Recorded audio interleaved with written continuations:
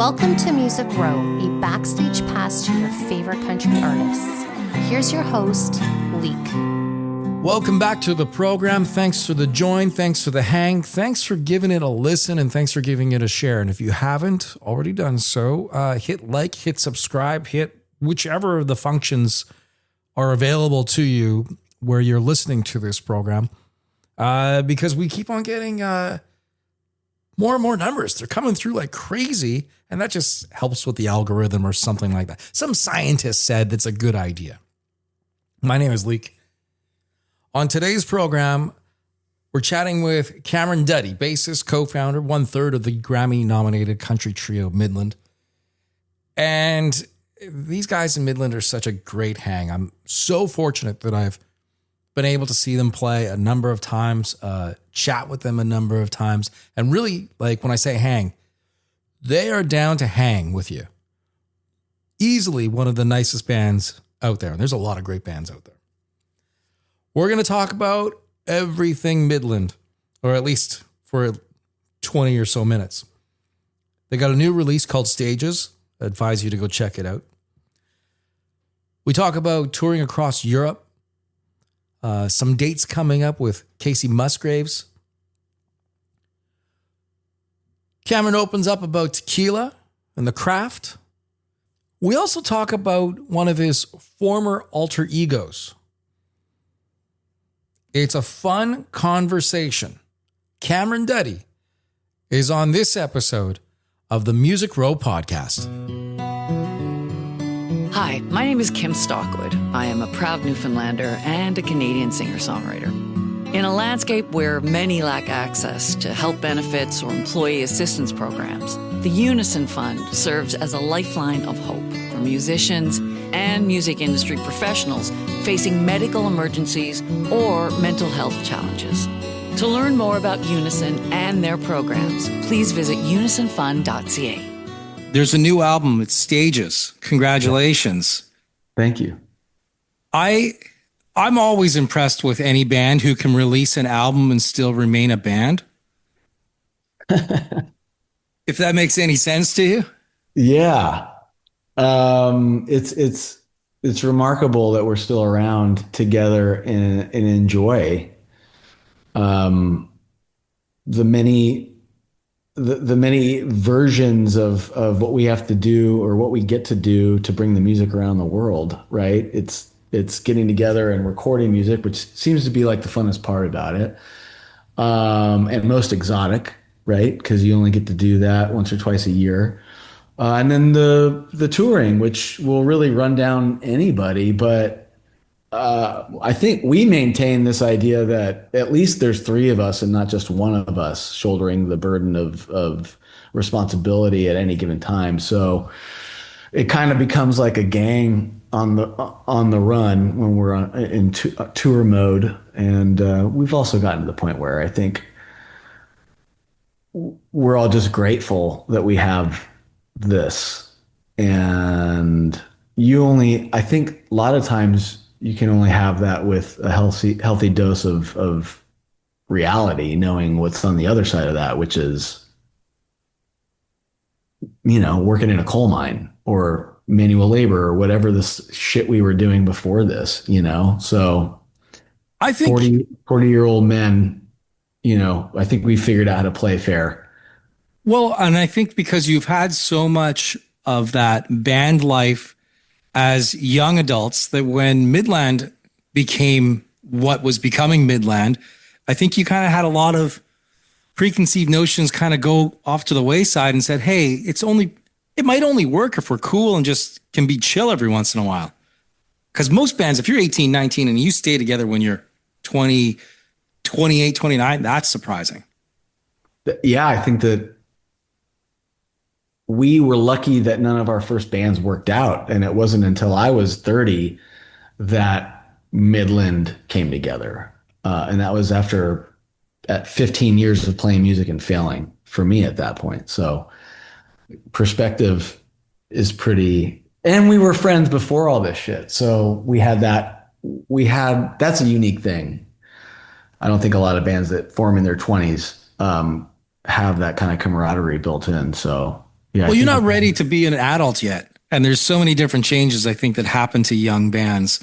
So as you say, Cameron, you're coming into this as 30. You've had a lot of life experiences as an adult that has kind of like cleared a good road or a good path for a band moving forward. And it doesn't have all that other baggage of being young and having no idea which road to turn off on and all that stuff that comes with being in a band.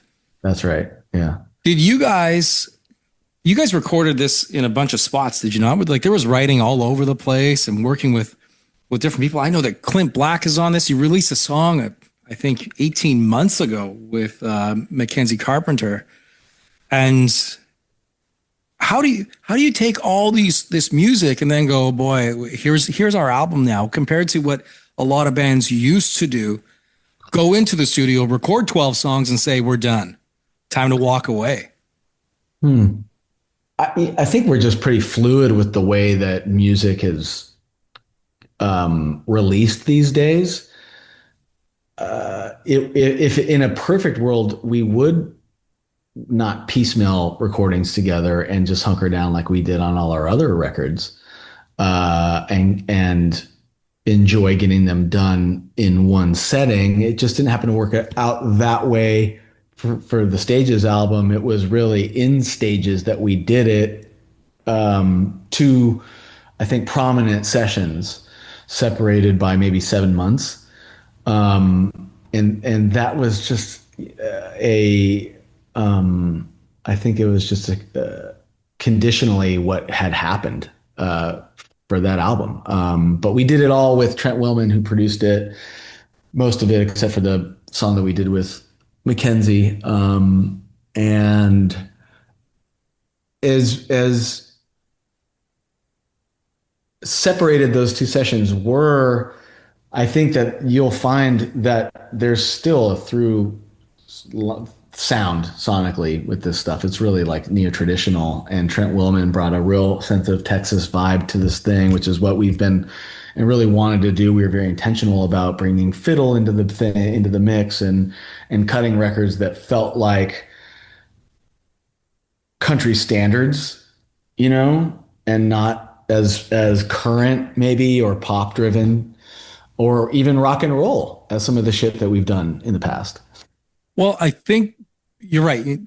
Keeping someone like Trent on the project, even though it's 7 months apart in recordings, is essential, because you would really have a wild mixtape. And I've heard a lot of wild mixtapes out there as a result, because there's 3 different producers on board. And it's tough too, if you don't have, I think, the same guy going into the studio. You might end up dropping some of those early songs. You might go back to them and go, boy, we're in a completely different place now, different person. We got 5 more songs to crank out, but they don't sound like the first 7 or the first 6.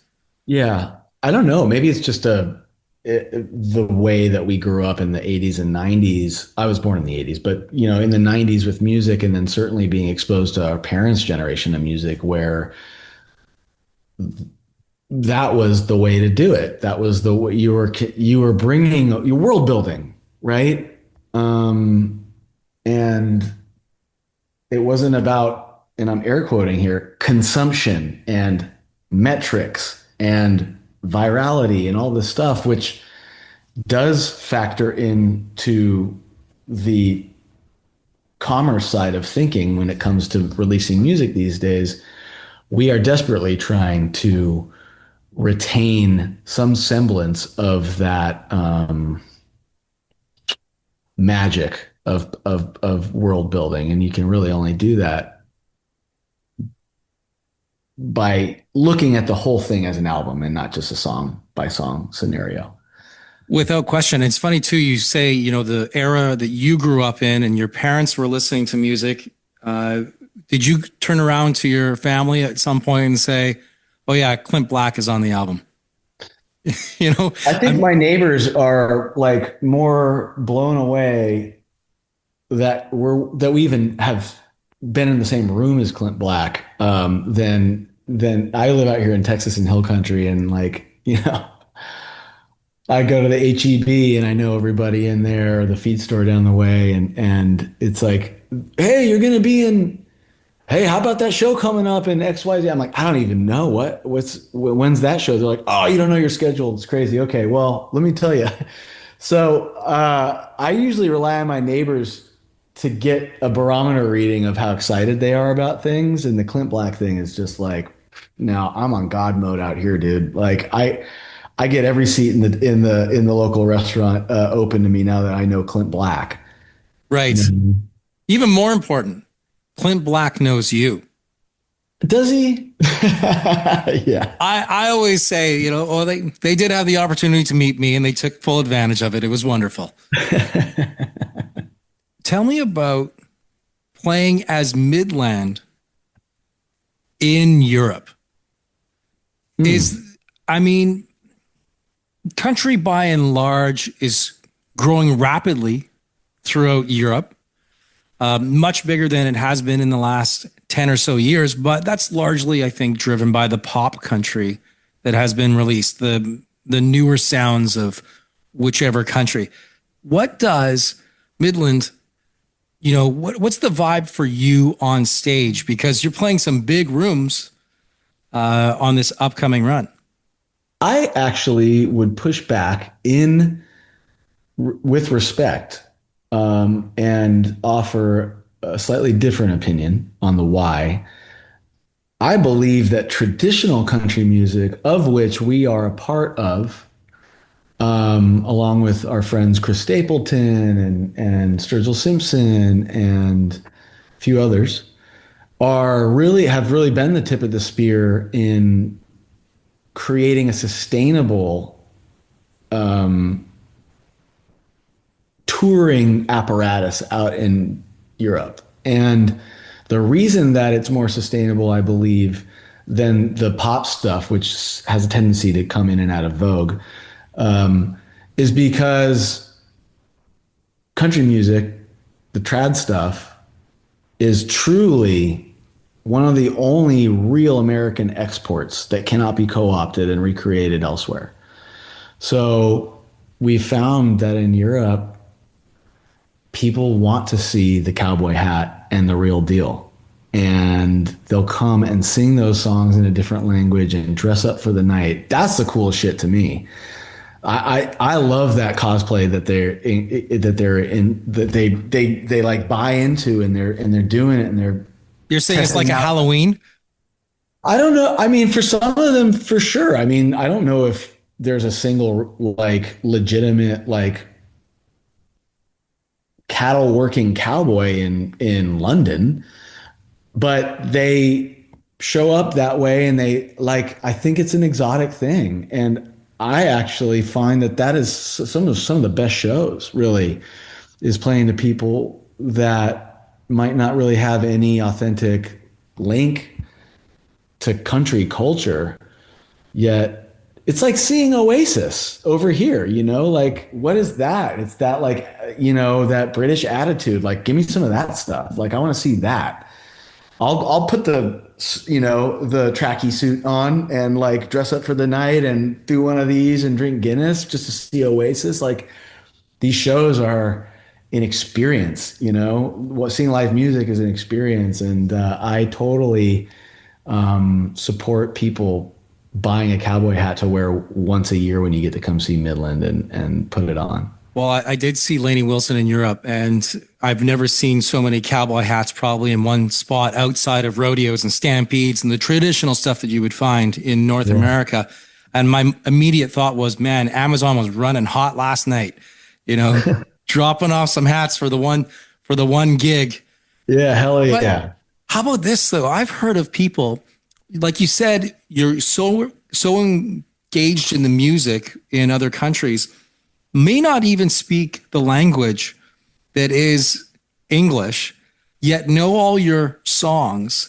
I heard of an artist saying that they were in Tokyo and there's this cute couple singing all their songs, and they came backstage to meet the band, and it was a pleasure to meet you. We saw you singing all the songs, and they're like, we only speak Japanese.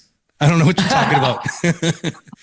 We thought we were being abducted, I believe is what they was translated out of Japanese, but that's got to be such a warm feeling. Yeah. Yeah. I can imagine what that would feel like. We haven't been to Japan. It's on the list, but music's a universal language. And it feels the same playing to a audience in North Dakota that's singing. I mean, all of it just still on any given weekend when you're really in the right mood and you can stay connected to the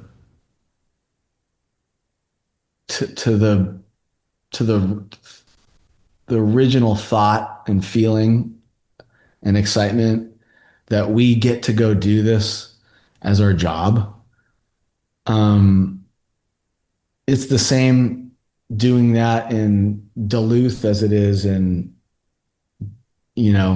Jakarta. I've never been there, but I can imagine, it's all kind of the same feeling. The talking about staying together as a band, it's all about the difficulty is making sure that you can stay present and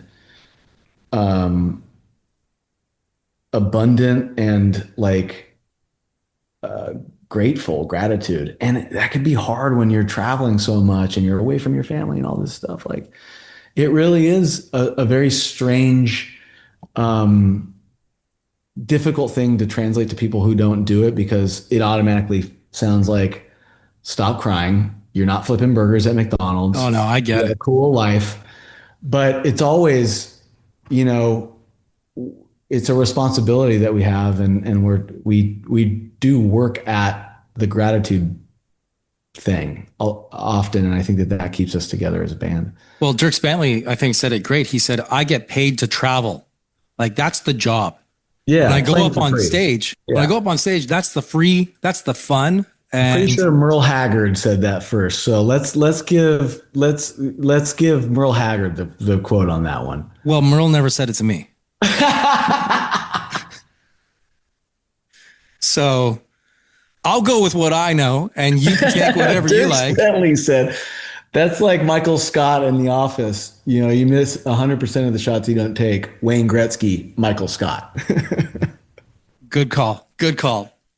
So there's a song on the album Stages, Shooting Memories with Tequila.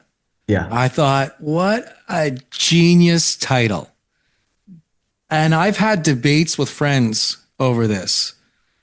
My thought is when you get blackout, it happens once you've gone to bed and it's like this great big eraser that comes in and just deletes scenes from the previous evening that you have to patchwork back together in some sort of forensics.